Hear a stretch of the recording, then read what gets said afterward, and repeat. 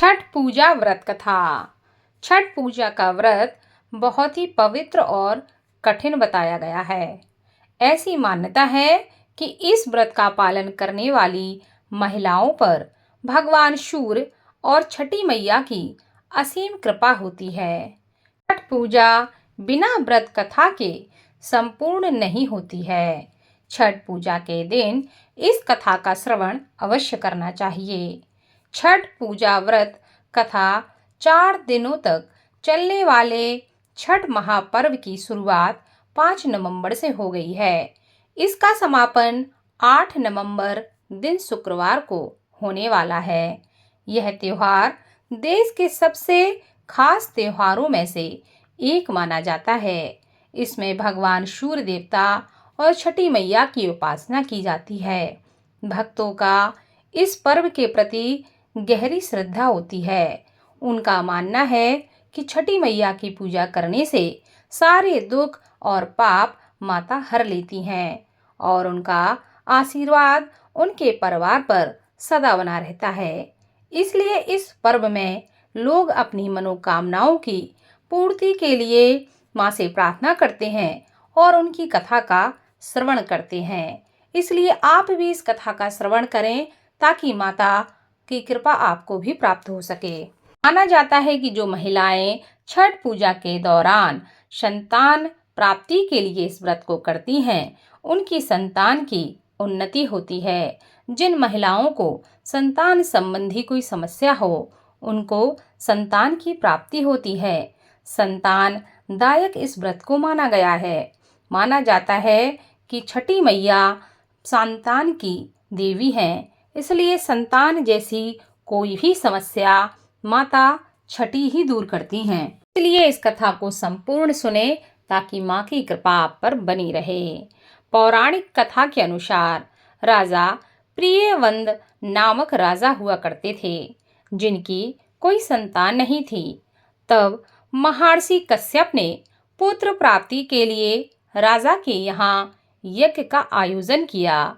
महर्षि ने यज्ञ आहुति के लिए बनाई गई खीर को प्रियवंद की पत्नी मालिनी को खाने के लिए कहा। खीर के प्रभाव से राजा और रानी को पुत्र की प्राप्ति हुई, किंतु वह पुत्र मृत उत्पन्न हुआ। प्रियवंद पुत्र को लेकर शमशान पहुंच गए और पुत्र वियोग में अपने प्राण त्यागने लगे। उसी समय भगवान की मानस पुत्री देवसेना प्रकट हुई। उन्होंने राजा से कहा कि सृष्टि की मूल प्रविष्टि के छठे अंश से उत्पन्न होने के कारण मैं षष्ठी कहलाती हूँ।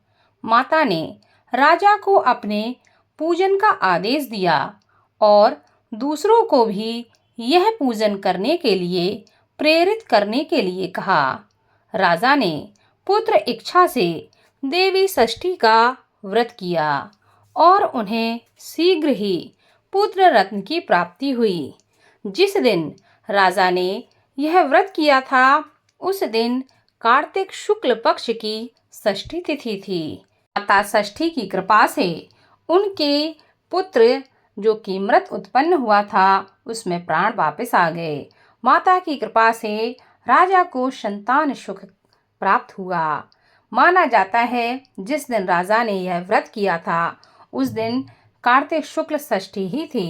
इसी दिन से छठी मैया का यह पर्व तभी से मनाया जाने लगा, जो कि आज तक लोग अपनी संतान की सुरक्षा के लिए, दीर्घ आयु के लिए, अपने संतान के अच्छे भविष्य के लिए माता के इस व्रत को महिलाएं करती हैं।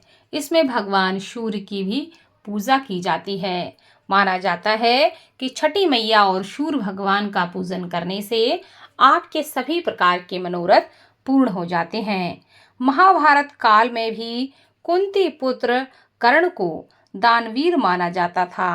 कर्ण सिर्फ माता कुंती के ही नहीं, अपितु सूर्य देव के भी पुत्र थे। सूर्य देव की कर्ण पर विशेष कृपा थी। कर्ण नियमित रूप से प्रातः काल उठकर भगवान सूर्यदेव को अर्घ दिया करते थे। तभी से एक पर्व के रूप में सूर्य अर्घ्य की परंपरा प्रारंभ हुई। इसके अलावा कुंती और द्रौपदी के भी व्रत रखने का उल्लेख शास्त्रों में मिलता है। माना जाता है कि द्रौपदी के छठ पूजा करने के बाद ही पांडवों को उनका हारा हुआ सारा राजपाट वापस प्राप्त हुआ था। यही रामायण में भी बताया गया है। रामायण में भी छठ पूजा का वर्णन मिलता है। दरअसल भगवान राम सूर्यवंशी कुल के राजा थे और उनके आराध्य कुल देवता सूर्य ही थे। इसी कारण से राम राज्य की स्थापना से पहले भगवान राम ने माता सीता के साथ कार्तिक शुक्ल षष्ठी के दिन छठ पर्व मनाते हुए भगवान सूर्य की विधि विधान से पूजा की थी। इसके अलावा मार्कंडेय पुराण में भी इस बात का उल्लेख मिलता है कि छठी मैया प्रकृति की अधिष्ठात्री देवी हैं और इसके साथ ही भगवान सूर्य की बहन भी हैं। छठी मैया को संतान सुख, संतान की दीर्घायु और सौभाग्य प्रदान करने वाली माता माना गया है। जब बच्चे के जन्म के छठे दिन उसकी छठी मनाई जाती है, तब छठी पूजन होता है। तब इन्हीं माता का स्मरण किया जाता है।